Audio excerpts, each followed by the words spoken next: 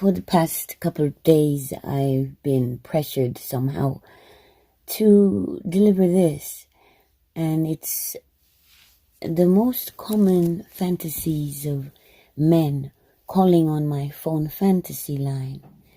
And I will say the top 3, what they are. But somehow I feel compelled. I'm exhausted, I'm tired, sleepy, and I've been feeling sleepy for a couple of hours. But since yesterday, I've been just feeling prompted to talk about this, like as if I need to get it out of my system. And so, yes, I used to work as a phone fantasy operator. Try to operate several lines, but my most popular line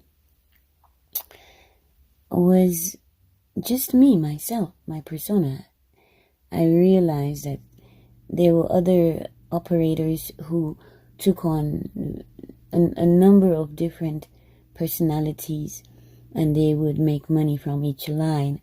I decided to focus on the one line, and man, it was perfectly honest. It was the hardest job I've ever had, and yet seemingly like the easiest, because all I had to do was get on my telephone at home. You can do it wherever in your house, right? Living room, bedroom, bathroom, kitchen. It doesn't matter. You're home. You could take the call anywhere. At the time, I had a partner, a business partner, and a housemate who used to also do phone fantasies. In fact, I helped them transition from a white male crossdresser to what they called a transsexual sex worker, because he had come to me with his outfit in a bag, and anyway, from that I turned him into a working girl. Okay, so this person and I, we were really like the top at that company in these calls. And so what was happening, people tend to be very competitive around me. They see me doing things and they always think they can do better than me. So, because I'm not very, I'm not into grandiosity of things. I'm just pretty low key and quite humble. And so, they think anything I do, I'm do things simply, I don't try hard. I don't study. I don't practice. I just do things. And so they think, well, if she can do it, I can do it. If she can do it, I can do it. And so most people they're always trying to compete, and she was no exception. So I was making this amount of money because I was getting calls. Guys would have me on the phone for like 50 minutes, 58 minutes, 62 minutes, like 120 minutes. Because I could be engaging when I really want to be sexually. I could really keep that fire burning. But in short time, I start to realize most of these guys have no interest in talking about what they want to do with a woman. They're not interested in women. No. The only time these guys, many of them, would be interested in a woman is if she had small children. Little boy, little girl, 2 years old, 3, 4. That's when they were interested in the women. These women don't understand. These guys, they call their boyfriends. These guys aren't there for you and your body. They're there for your children. Okay? It's cautionary tales here. So, the number one request from these callers was that it was pedophilia, child molesters. The largest number of the callers were child molesters. And let me tell you, it was excruciating. It was my job. And not only that, I was actually making not bad money, which is why this one wanted to compete with me, right? And we did quite well there, but after a while, and it was a short while, I got burnt out. I got completely burnt out because towards the end, I started yelling at them, telling them off. So it became, a job where I had to listen to the callers, and I had to try to engage them for as long as possible, because as long as I had them on the phone, I was getting paid by the minute. And so towards the end, instead of them paying me to listen to their fantasies, they were paying me to tell them off, to call them names, to drag them, and they would sit and listen to me. And that's when I thought, this is strange. But maybe it's working, because I'm trying to wake them up. Like, this is not okay, dude. It's not okay. You are spending all this money to tell me these are your fantasies. Now I have to try to figure out which ones are you a criminal, and which ones are you on your way to being criminal. You know what I mean? Meaning that which one of you were perpetrating at the time you're telling the story. Were you really doing what you said you were doing? And in some cases, I actually suspected that they were guilty. And then what could I do with all this information? There was nothing I could do. I believe I did call the police. And I was told, it's what they always, when you call police, you call about such things. What are you always told? We don't have the manpower. Blah, blah, blah. But to me, I saw it as, I like to do the right there, That's my science. That's I experience, experiment. I observe. I learn this way by application. So I'm there on the ground. Boots on the ground, in this case. Phone to my ear. Usually in my bed. Yes, most of my calls I did in my bed. Now, the person that I was partnering with, the cross-dresser, then, she would take the call anywhere. He actually, for the majority of the time, he was himself. So he was my driver, and he would be driving me places wherever I needed to go. And that was the service he provided to me free of charge. I didn't have to do anything for it. I didn't have to suck a dick. I didn't have to take a dick. I didn't have to, he offered. He said, because I used to perform, I would have to go to the club, the bar, the venue, and have my costume and my material. And he started to I think he wanted to be part of it, because it's the nightlife. It's, it's exciting. It's performers, performance, art, artists, musicians, DJs, and so forth. So yeah, it can be interesting.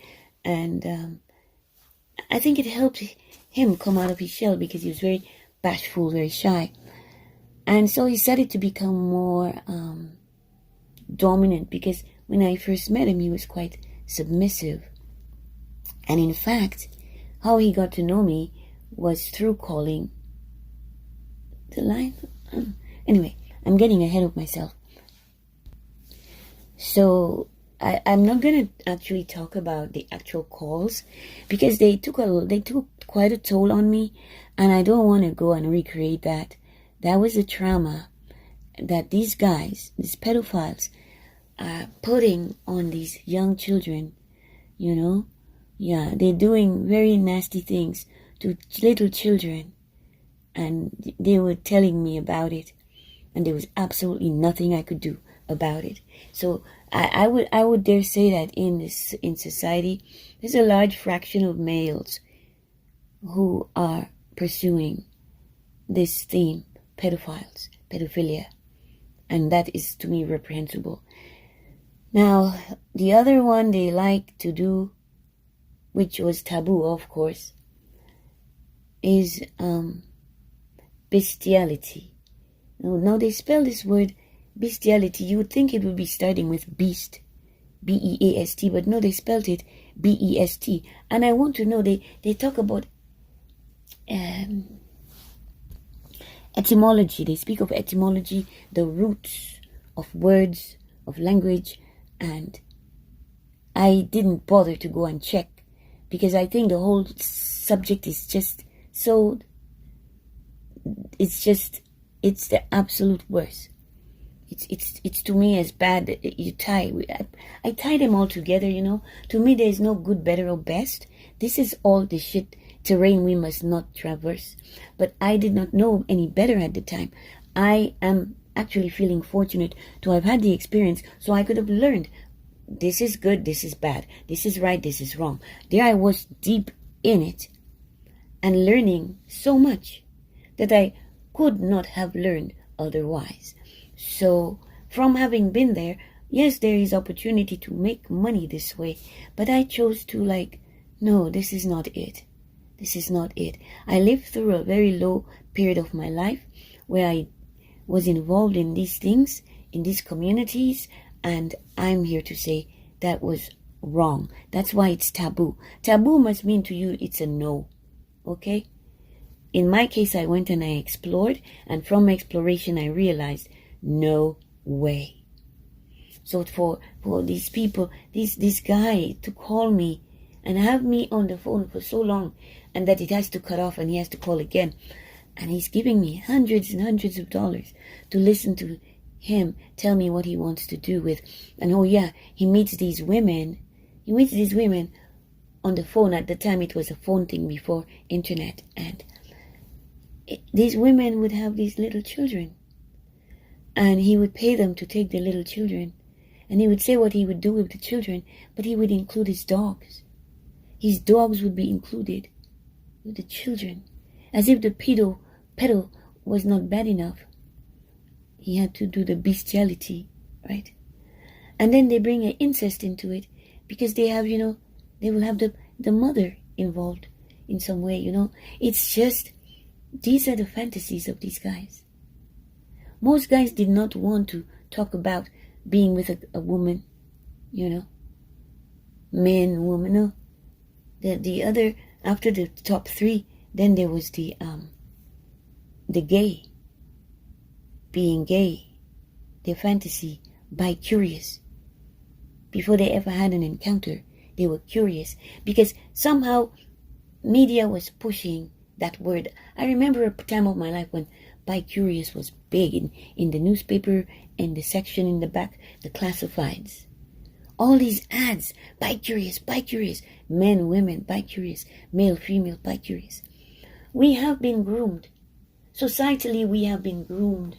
We have been programmed. Yes, societally, we have been programmed. They gave it to us in ways like entertaining, on the screen, the movies, porn, pornography, tapes.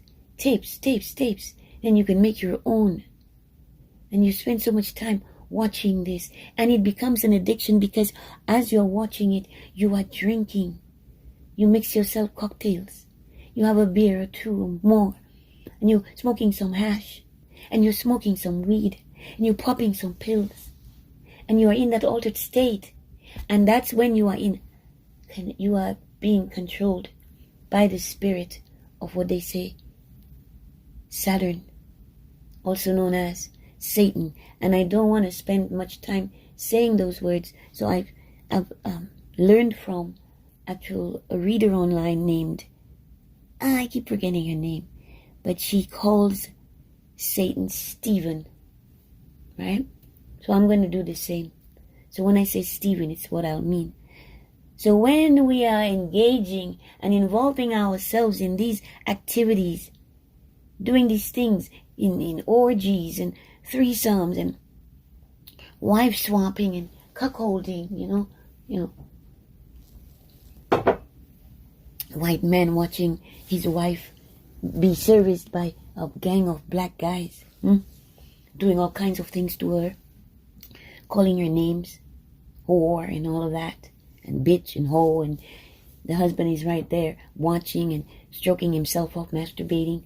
Oh yes, the content of my recordings may be offensive. This is supposed to be adult, mature listeners only, please. Not for children. Yeah, I neglected to mention that at the beginning.